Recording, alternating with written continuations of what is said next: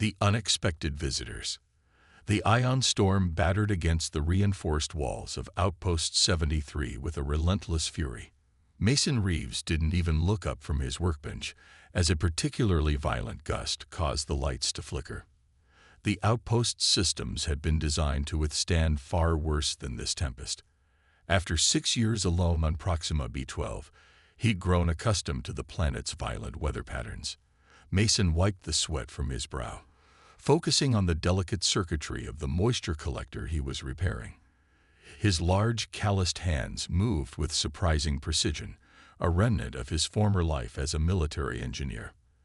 The scar that ran from his left temple to his jawline pulled tight as he squinted at the damaged component. "Come on, you stubborn piece-off." A sharp sound cut through the storm's howl, a sound that didn't belong.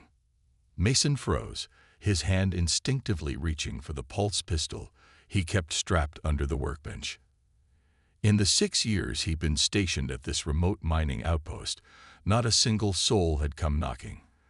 The company sent automated supply ships twice a year. No crew, no messages, just as he preferred it. The sound came again, unmistakably a knock. Mason stood, his joints protesting after hours hunched over the workbench. The outpost was small, essentially a reinforced bunker buried into the side of a mineral-rich mountain. The main room housed his work area, a small kitchen, and a sleep pod. A storage room and a tiny washroom completed the layout. There was only one door to the outside. The knocking grew more urgent. "Who's out there?" Mason called, pulse pistol now firmly in hand. No response, just more knocking, weaker now. Something wasn't right. Nobody could have reached the outpost in this storm. The nearest settlement was over 300 kilometers away, and a landing pad would be unusable in these conditions. Mason approached the door, activating the external camera. The screen showed only static. The storm was interfering with the sensors. He hesitated, finger hovering over the release mechanism. Years of military training screamed at him to follow protocol. No visual confirmation, no opening the door. But something else pulled at him, a feeling he thought he'd buried long ago on a battlefield light years away. Mason hit the release. The door hissed open, and the full force of the storm rushed in, carrying with it stinging particles of metallic dust that Proxima B12 was known for. Standing in the threshold, illuminated by the harsh light of the outpost, were 3 figures. The tallest was a woman. At least, she appeared female. Her skin was a luminescent silver blue, almost translucent in places, stretched over a frame that seemed too delicate for the sturdy gravity of Proxima. Long, hair-like tendrils the color of moonlight framed a face with large, deep-set eyes that reflected the light like polished opals. She was leaning heavily against the doorframe, her chest heaving with labored breaths. Clutching her legs were 2 smaller figures, children, unmistakably of the same species. The older one, perhaps the equivalent of a human 8-year-old, stood protectively in front of the smaller child. Despite his youth, his stance was defiant, chin raised as he stared up at Mason. "Please," the woman said, her voice surprisingly deep and melodic, despite her evident exhaustion. "I will warm your bed, human. My children need a father." Mason blinked, taken aback by the directness of her offer. It wasn't seduction he heard in her voice, but desperation. The raw plea of someone who had nothing left to barter with but herself. "Get inside," Mason said gruffly, lowering his weapon but not holstering it. "Before the storm takes you." Relief flooded the woman's features as she ushered the children inside. Mason sealed the door behind them, cutting off the howling wind. In the sudden silence, he could hear their ragged breathing. The smaller child, who couldn't have been more than 4 or 5 in human terms, stared up at Mason with wide, unblinking eyes the color of liquid silver. "Are you going to hurt us like the others?" the child asked, voice small but surprisingly steady. "Lyra," the woman admonished softly, "don't be rude to our host." "I'm not going to hurt you," Mason said, surprised by the gentleness in his own voice. He holstered his weapon. But I need to know who you are and how you got here." The woman straightened herself as much as her exhaustion would allow. "My name is Ilara. These are my children, Tarek and Lyra. We are Lumeri." She paused, seeming to gauge his reaction. "Does that mean anything to you?" Mason shook his head. In his years of service, he'd encountered dozens of alien species, but never Lumeri. "Good," she whispered. "That's good." Mason watched as the older child, Tarek, began to sway slightly on his feet. All three showed signs of severe exhaustion and possible dehydration, though he wasn't sure how their physiology compared to humans. "Sit," he said, gesturing to his small dining table. "I'll get you water."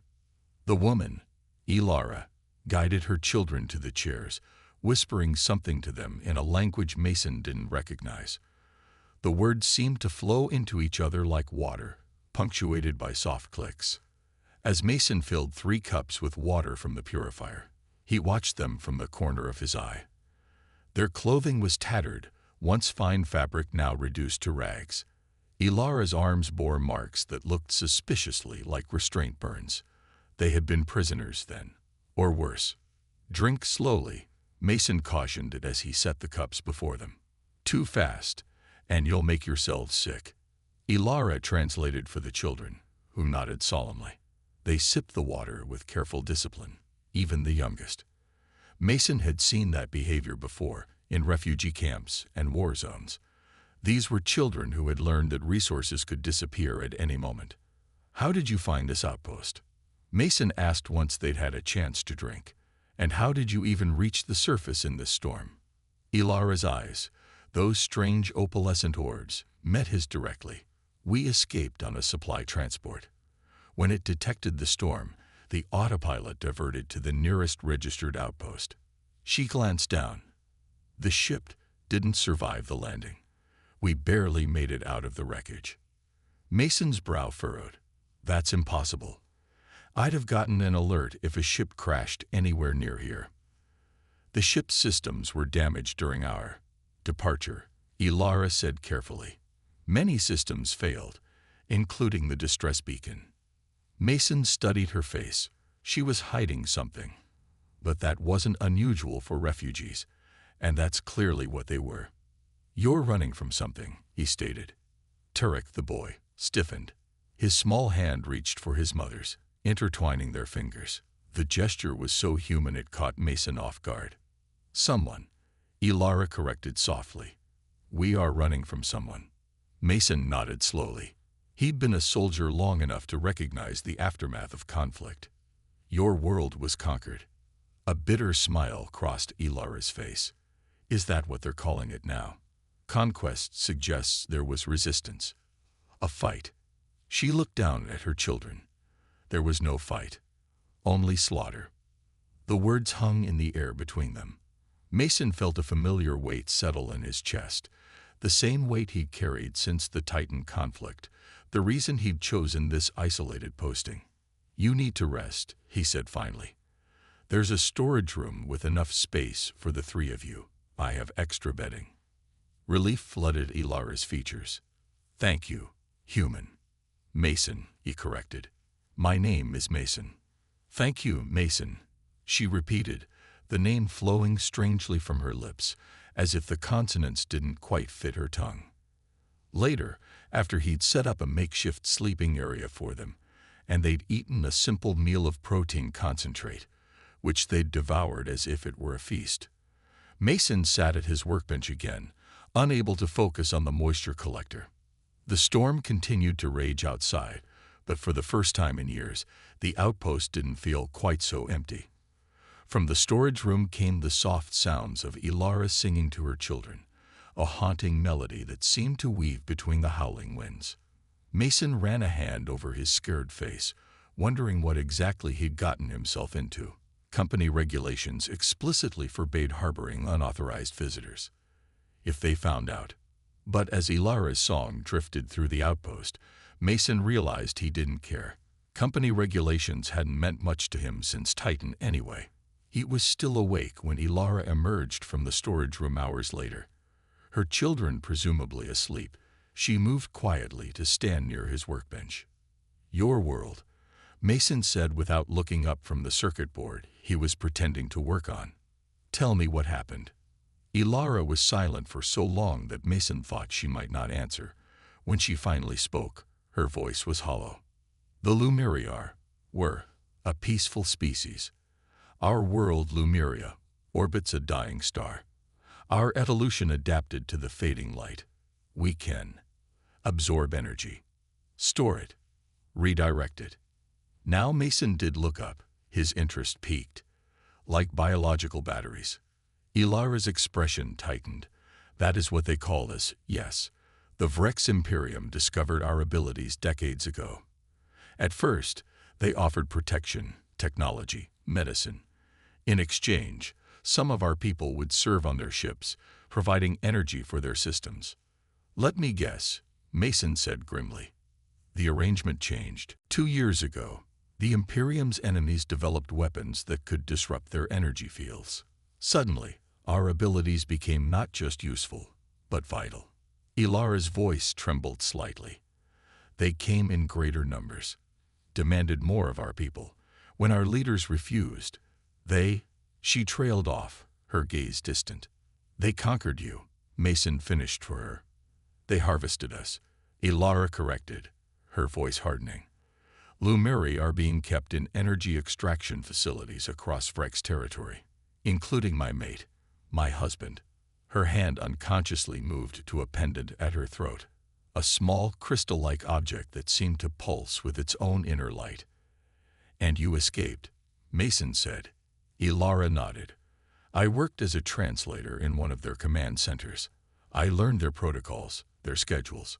When a supply ship docked for repairs, I saw our chance." Her eyes darkened.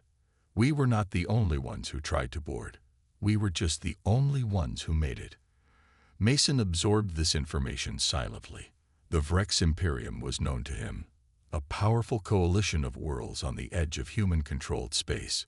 There had been diplomatic tensions for years, though no open conflict. "They'll be looking for you," he stated. "Yes," Ilara agreed softly. "And they will not stop until they find us, or what remains of us." Her hand trembled slightly. "I cannot let my children become batteries, Mason. I cannot." The raw fear in her voice struck something in Mason, something he thought had died on Titan alongside his squad. He stood slowly, towering over Ilara's slender form. "Get some rest," he said, his voice rough. "The storm will last at least another day. We'll figure this out in the morning." Ilara studied his face, those strange eyes seeming to see right through him. "You were a soldier once," she observed. Mason's hand unconsciously touched the scar on his face. "Another lifetime ago." "And now you hide here, alone," she continued, "running from your own ghosts." Mason stiffened. "I'm not running from anything." Ilara's smile was sad and knowing. "We are all running from something, Mason Reeves. Some of us just have farther to go." She turned to return to her children but paused. "I meant what I said at the door. If that is the price of sanctuary, I will pay it. For my children, I will pay any price." "I don't want that," Mason said sharply. "I don't want payment." "Then what do you want?" Ilara asked, genuine curiosity in her voice. Mason had no answer for her. He hadn't wanted anything in a very long time. "Get some sleep," he repeated instead.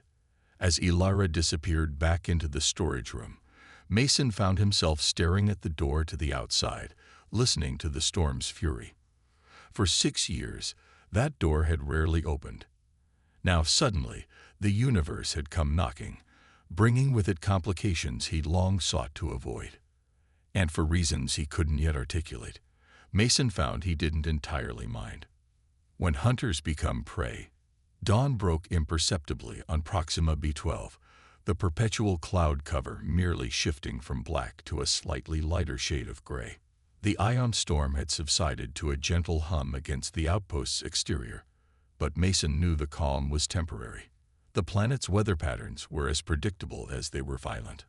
Another storm would be brewing within days. He hadn't slept, Instead, he'd spent the night at his monitoring station, reviewing everything the company database contained about the Vrex Imperium. It wasn't much, mostly trade agreements and diplomatic warnings to avoid their territory. Nothing about a conquered world called Lumeria or a species with energy manipulation abilities. Either Ilara was lying, or the conquest had been kept remarkably quiet. The soft padding of feet interrupted his thoughts. Mason turned to find the younger child, Lyra, standing in the doorway to the main room. Her silver eyes were wide and curious, no longer clouded with exhaustion. "Hello," she said in careful, accented standard. "Mother is still sleeping." She was very tired. "I'm sure she was," Mason replied, uncertain how to interact with an alien child. "Are you hungry?" Lyra nodded solemnly. "Yes, but Tarek says we must ration." "Is that true here too?" Something twisted in Mason's chest. "No," he said gently. "There's plenty of food. You don't need to ration." The child's face brightened instantly, her skin taking on a subtle glow that hadn't been present before. "I'll tell Tarek." She turned to dash back to the storage room, then paused, looking back at Mason with sudden shyness. "Thank you for not hurting us." Before Mason could respond, she was gone, leaving him staring at the empty doorway with an unfamiliar ache in his throat. By midday, all three Lumeri were awake and moving around the outpost with cautious curiosity. Mason observed them as he worked on reinforcing the outpost's security systems. Ilara moved with a graceful economy, conserving energy in a way that spoke of long habituation.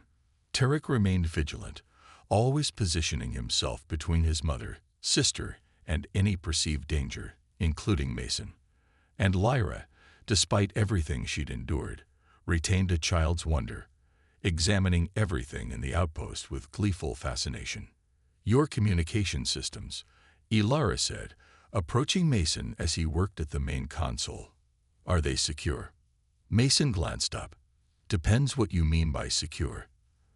They're encrypted, but the company can override that if they want to, which they rarely do, since this outpost isn't exactly a priority." Ilara's expression tightened.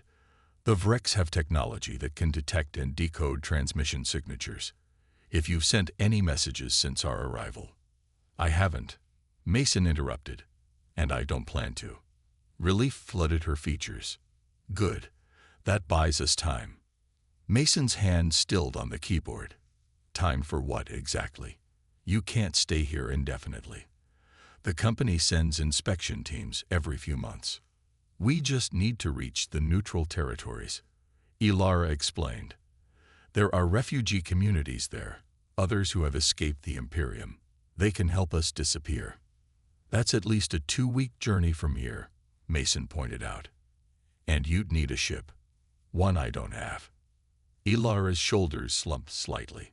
"The supply transport that's scheduled to arrive here. Would you help us stow aboard?" Mason leaned back in his chair, studying her. "The next automated transport isn't due for nearly a month. And even if you manage to board it undetected, its course is pre-programmed. It returns directly to company space, not the neutral territories." Despair flickered across Ilara's face, and Mason found himself unexpectedly bothered by it. "There might be another way," he said slowly. "There's an emergency escape craft buried under the outpost. Standard company protocol for all remote stations. It's small, but it could reach the edge of the neutral territories if we modify the fuel cells." Hope kindled in Ilara's eyes. "You would do this? Risk your position here?" Mason didn't answer immediately. The truth was, he had never intended to remain at Outpost 73 forever. It had been a refuge, a place to hide from memories too painful to face, but it wasn't a home. It had never been a home. "I'll think about it," he said finally. That evening, as they shared a meal of synthesized protein and the last of Mason's real coffee, a luxury he typically saved for special occasions, an alarm blared through the outpost. All 4 of them froze. "Proximity alert," Mason said, already moving toward the monitoring station. "Something's entered the planet's atmosphere." The station's screen showed a small craft descending through Proxima B12's thick cloud layer. It wasn't a company vessel. The signature was all wrong, the design sleeker and more predatory. "They've found us," Ilara whispered, her face draining of color. "Vrex hunters, get your children to the escape craft," Mason ordered, his military training kicking in. "Access panel in the storage room, behind the protein crates. Code is 7-39 Alpha. What about you?" Ilara asked, already gathering her children. Mason checked his pulse pistol, ensuring the charge was full. "I'll buy you time." "They'll kill you," Ilara stated, not a question but a certainty. Mason smiled grimly. "They can try." As Ilara disappeared with the children, Mason activated the outpost's defense protocols. Minimal as they were, the exterior lights shut down, blast shields engaged over the windows, and the air filtration system switched to internal recycling to minimize heat signatures. The alien craft landed approximately 2 kilometers from the outpost, close enough to reach on foot, far enough to suggest they were being cautious. Good. Caution meant time, and time was what Ilara and her children needed. Mason grabbed his old military pack from under his bunk, unopened for 6 years, but still containing the essentials. Thermal dampeners to mask his body heat, sonic disruptors to confuse motion sensors, and his old combat knife, the one piece of equipment he'd never surrendered, even when he'd walked away from everything else. As he was preparing to head out, Ilara returned, alone. "The children are in the craft," she said, her voice steady despite the fear evident in her eyes. "But I'm not leaving you to face them alone." "This isn't your fight," Mason argued. Ilara's expression hardened. "They slaughtered my people, took my mate, and have hunted my children across 3 star systems. It has always been my fight." Before Mason could respond, the proximity alarm sounded again, closer this time. The hunters were approaching faster than anticipated. "Can you use a weapon?" Mason asked, resigned. In answer, Ilara held out her hand. Energy crackled between her fingers, coalescing into a pulsing orb of light. "I told you what my people can do," she said quietly. "We absorb energy. We redirect it." Mason stared at the energy orb, a new understanding dawning. "You're not just batteries. You're weapons." "We never saw ourselves that way," Ilara said sadly. "Until we had to." Together, they moved to the outpost's entrance, Mason quickly explaining his strategy. They would not wait for the hunters inside. That would trap them. Instead, they would use the rugged terrain to their advantage, setting up an ambush point near the steep ravine, a half-kilometer east of the outpost. As they slipped out into Proxima B12's harsh landscape, Mason felt a clarity he hadn't experienced since his military days. The focus, the purpose, it all came flooding back, pushing aside 6 years of self-imposed isolation and regret. They reached the ambush point just as the first hunter crested the ridge. The Vrex were tall, bipedal creatures with exoskeletons that gleamed like polished obsidian. Their elongated heads housed multiple eyes that swept the terrain in different directions simultaneously. Each carried a weapon that pulsed with the same energy Ilara had demonstrated, though corrupted somehow, twisted into something malevolent. "Energy weapons," Mason whispered as they crouched behind a rocky outcropping. "Powered by your people." Ilara nodded grimly. "The crystals in their weapons contain the life force of Lumeri. My people reduced to ammunition." Mason's jaw tightened. He'd seen many atrocities in war, but this was a special kind of horror. The hunters moved with practiced precision, spreading out to cover more ground. Mason counted 4 in total, more than he'd hoped for, fewer than he'd feared. "I'll take the 2 on the left," he murmured. "You handle the right." Ilara's skin had begun to glow faintly, energy building beneath the surface. "They will have personal shields. Our conventional weapons had no effect on them." "Good thing I don't plan to use conventional methods," Mason replied, pulling a small device from his pack. It was crude, something he built during the long, empty years at the outpost, more to occupy his hands than with any intention of using it. But its simplicity might be its greatest strength against the Vrex's advanced technology. The first hunter moved into position directly below their hiding spot.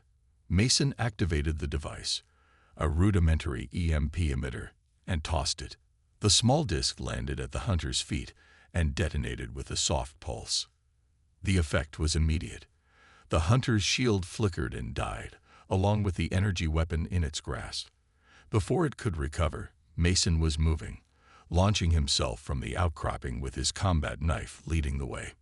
The blade found a gap in the exoskeleton at the base of the hunter's neck. Black ichor sprayed as Mason twisted the knife, severing whatever passed for a spinal cord in Vrex anatomy. One down. The remaining hunters reacted instantly, energy weapons powering up with an ominous hum. But Ilara was already in motion, her body glowing like a small sun as she extended her hands toward the nearest hunter. The energy from its weapon seemed to bend, drawn toward her in defiance of physics. The hunter's weapon overloaded, exploding in its grasp and sending shards of exoskeleton flying in all directions. The hunter staggered but didn't fall, reaching for a secondary weapon at its hip. Mason didn't give it the chance. Another EMP disc, another disabled shield, and his knife found another weak point. 2 down. But now the remaining hunters had adapted. One fired not at them, but at the ground between them, the energy blast throwing Mason and Ilara in opposite directions. Mason hit the rocky ground hard, his breath leaving him in a painful rush. Through blurred vision, he saw the third hunter advancing on Ilara, who lay dazed several meters away. With a grunt of effort, Mason pulled himself to his feet and charged. No strategy now, just raw determination. The hunter turned toward him, weapon raised, but Mason was already inside its range. They collided with bone-jarring force, Mason's momentum carrying them both to the ground. The hunter was stronger, its exoskeleton providing natural armor. But Mason had fought stronger opponents before. It wasn't about strength. It was about finding the weakness. Every enemy had one. The hunter's multifaceted eyes seemed to mock him as it pinned him down, its weapon pressed against his chest. Energy built within the barrel, preparing to fire at point-blank range. Then the hunter froze. Its eyes widened, and a strange gurgle emerged from whatever passed for its mouth. It toppled sideways, revealing Tarek standing behind it, his small hands pressed against the base of the hunter's skull. The boy's eyes were closed in concentration, his entire body trembling with effort. "They're neural pathways," Tarek explained, his voice strained. "They're similar to our energy networks. I can disrupt them." Mason stared at the child in astonishment, then at the final hunter, now backing away with what looked remarkably like fear. Ilara had regained her feet, her glow now blindingly bright. "Enough," she said, her voice resonating with power. "You've taken enough from us." She extended both hands, and the energy from the final hunter's weapon didn't just bend toward her. It ripped free entirely, the crystal at its core shattering as the stored energy returned to Ilara like a tide coming home. The hunter collapsed, its systems overloaded by the sudden energy drain. In the silence that followed, Mason turned to Tarek. "You were supposed to stay in the escape craft." The boy lifted his chin defiantly. "My mother needed me. And so did you." Mason couldn't argue with that. Instead, he knelt to examine the downed hunters, confirming what he already suspected. "They're advanced scouts," he said grimly. "There will be more coming." "Then we need to leave," Ilara urged. "The escape craft won't outrun a Vrex warship," Mason finished for her, "but I have a better idea." Back at the outpost, Mason worked feverishly on the main communication array.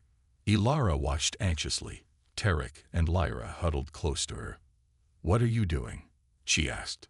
"Something I should have done a long time ago," Mason replied, making final adjustments. "Calling in an old debt." The communication system hummed to life, bypassing standard company channels and connecting directly to a frequency Mason had memorized years ago, but never used. The response was almost immediate, a holographic projection of a stern-faced woman in a military uniform bearing the insignia of the Terran Defense Force. "This is a restricted frequency," the woman said sharply. "Identify yourself." "Commander Reeves, Mason J Security Code Titan 73 Echo," Mason recited. "Hello, Admiral Chen. It's been a while." The Admiral's expression shifted from irritation to shock. "Reeves, we thought you were dead." "Not quite," Mason said dryly. "And I'm calling in that favor you owe me, the one for saving your fleet at Titan." Admiral Chen's eyes narrowed. "What do you need?" Mason gestured to Ilara and her children, asylum for 3 refugees, and a Titan-class response to an incursion in company space. The Admiral's gaze shifted to the Lumeri family, her brow furrowing. "Those are Lumeri. Their world went dark 2 years ago. We suspected Vrek's involvement but couldn't confirm it." "Well, now you have your confirmation," Mason said grimly. "And evidence of war crimes. The Vreks are using Lumeri as living batteries." The Admiral was silent for a long moment, her tactical mind visibly processing the implications. "This could be the justification we need for a direct response to Vrek's aggression," she said finally. "We've been looking for a legal opening." "Then we have a deal," Mason pressed. Admiral Chen nodded sharply. "Sending an extraction team now. ETA 90 minutes. And Reeves," her expression softened fractionally, "it's good to see you, Commander." The transmission ended, leaving the outpost in silence. "Commander?" Ilara asked softly. Mason shrugged uncomfortably. "Former Commander. I left that life behind. And yet it was there when you needed it," she observed. "Just as you were there when we needed you." "What happens now?" Tarek asked, his young voice serious beyond his years. Mason looked at the 3 of them, a family torn apart by war, just as his own had been. He thought of the life he'd been living these past 6 years. The emptiness of it. The waste. "Now," he said, finding a smile that didn't feel as rusty as he'd expected, "we go home. My home, on Earth, at least until the Defense Force can ensure the safety of your people." "And after that?" Ilara asked, a cautious hope in her voice. Mason thought of his abandoned property in the Colorado mountains, the house he'd built but never lived in, the life he planned but never started. "After that," he said, "we figure it out together." Later, as they prepared for the extraction team's arrival, Lyra slipped her small hand into Mason's. "Mother says you were running from ghosts," she said innocently. "Did you catch them?" Mason looked down at the child, then at Ilara, who was helping Tarek pack what few possessions they had. For the first time in 6 years, the weight on his chest felt lighter. "No," he said softly. "But I think maybe they're finally catching up to me. And that's not such a bad thing after all." The girl nodded seriously, as if this made perfect sense. "The Vreks didn't think humans were strong," she informed him. "They said your bodies break too easily." Mason thought of the knife in his pack, still stained with Vrek's blood. Of the choices he'd made today. Of the life waiting to be reclaimed. "Strength isn't always about bodies," he told her. "Sometimes it's about what you're willing to fight for." Lyra considered this, then smiled, a brilliant, luminous expression that seemed to light her from within. "Then you must be the strongest human of all." As the first hints of an approaching spacecraft appeared on the outpost's sensors, Mason found himself hoping, for the first time in a very long time, that she might be right. 3 months later, Earth's Colorado mountains. Mason stood on the porch of his long-abandoned home, watching as Lyra and Tarek explored the snow with delighted fascination. Their laughter echoed across the valley, a sound that still surprised him each time he heard it. Behind him, the door opened. Ilara stepped out, her luminescent skin glowing softly in the winter twilight. "Admiral Chen sent a transmission," she said, handing him a datapad. "The coalition forces have liberated 3 more extraction facilities. Over 2,000 Lumeri freed." Mason scanned the report, his breath catching at a particular name. Taurus. Ilara's eyes filled with tears, but she was smiling. My mate lives. They found him in the third facility. Her hand went to the pendant at her throat, which now glowed with renewed vigor. He will join us here, once he has recovered. Mason nodded, an unexpected tightness in his throat. That's good news. Ilara studied him, her opalescent eyes seeing too much as always. Does it bother you that our family will be complete again? Mason surprised himself with his answer. No, he said honestly. You deserve to be whole again. As do you, Mason Reeves, she said gently. As do you. In the valley below, Tarek had built a snowman, its lopsided form brought to life by Lyra, who had given it glowing eyes using her emerging energy manipulation abilities. Their laughter carried on the crisp mountain air, a sound Mason had never expected to hear in this place he built as a fortress of solitude. The Vreks were wrong about humans, Ilara said, following his gaze to her children. They thought your physical limitations made you weak. They did not understand that your greatest strength comes from here. She touched his chest, directly over his heart. Mason covered her hand with his own. 6 years ago, he'd run from the universe, seeking silence and solitude to numb the pain of loss. Instead, the universe had come knocking on his door in the form of a desperate mother and her children. And somehow, in saving them, he'd begun to save himself. I will warm your bed, human. Ilara had said that first night, desperate and afraid. But what she'd really done was warm something else entirely, something Mason had thought long dead within him. In the distance, the sun set behind the mountains, painting the snow-covered landscape in hues of gold and crimson. A new day would dawn tomorrow, and for the first time in years, Mason Reeves looked forward to it. The Vreks had made a fatal miscalculation. They'd seen humans as physically weak, technologically inferior, a species barely worth considering in their grand designs. What they hadn't counted on was humanity's defining trait, their capacity to fight not just for themselves, but for others. 3 days after Taurus's scheduled arrival, Admiral Chen sent another transmission. The Lumeri homeworld had been liberated. The Vreks were retreating across multiple fronts as a coalition of species, led by humanity, pushed back against their expansion. And it had all started with a desperate knock on a lonely outpost door, with 3 refugees and 1 broken soldier who found, in each other, something worth fighting for. Was it worth it? Lyra asked one evening as they watched the stars emerge above the mountains, letting us in that night. Mason looked at the child who had, in such a short time, become family to him. At Tarek, who now stood a little straighter, a little prouder. At Ilara and Terrace, reunited and healing together. Some doors, Mason said, are meant to be opened. The end.